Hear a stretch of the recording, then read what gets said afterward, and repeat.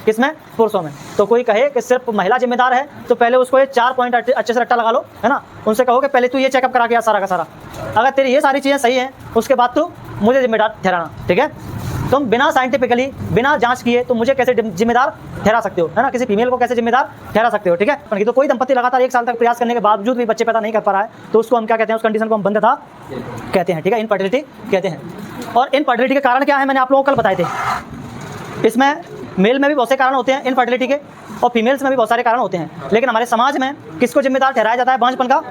महिला को, है ना, फीमेल को, कि कहीं ना कहीं इसी में कोई कमी रही होगी।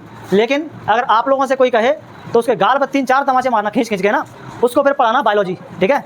और बायोलॉजी में मैंने जो आप लोगों को बताए थे पुरुषों में कौन कौन से कारण है ज़रा बताना मुझे। लो स्पर्म काउंट, कोई महिला अगर बच्चे पैदा नहीं कर पा रही है तो उसका सबसे पहला रीज़न ये हो सकता है कि जो पुरुष है पार्टनर, उसका जो स्पर्म काउंट है वो क्या है? लो है। कितने स्पर्म रिलीज होते हैं एक बार के इंसेमिनेशन में? 200 से 300 करोड़। इनकी संख्या क्या है? उस पर कम है ना। और दूसरा कारण क्या हो सकता है? पुअर स्पर्म मोटिलिटी, यानी कि स्पर्म की जो गति होती है चलने की वो क्या हो गई है? धीमी हो गई है। तो इस कारण से भी वो इनफर्टाइल हो सकते हैं, है ना।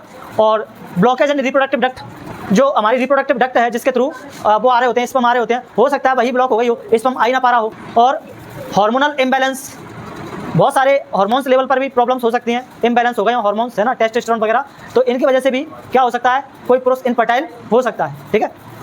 और life style factors, smoking, alcohol, stress, है ना, बहुत सारे लोग ऐसे होते हैं जिनकी लाइफ स्टाइल बहुत ख़राब होती है, देर रात तक सोना, एल्कोहल कंज्यूम करना, सिगरेट फूंकना, है ना, इस तरह के अगर कोई लोग हैं तो वो भी, ये चीज़ भी, लाइफ स्टाइल भी क्या होती है? इनफर्टिलिटी का कारण होती है। किसमें? पुरुषों में। तो कोई कहे कि सिर्फ महिला जिम्मेदार है तो पहले उसको ये 4 पॉइंट अच्छे से रट्टा लगा लो, है ना। उनसे कहो कि पहले तू ये चेकअप करा के आ सारा का सारा, अगर तेरी ये सारी चीज़ें सही हैं उसके बाद तू मुझे जिम्मेदार ठहराना, ठीक है। तुम बिना साइंटिफिकली, बिना जांच किए तुम मुझे कैसे जिम्मेदार ठहरा सकते हो, है ना, किसी फीमेल को कैसे जिम्मेदार ठहरा सकते हो, ठीक है।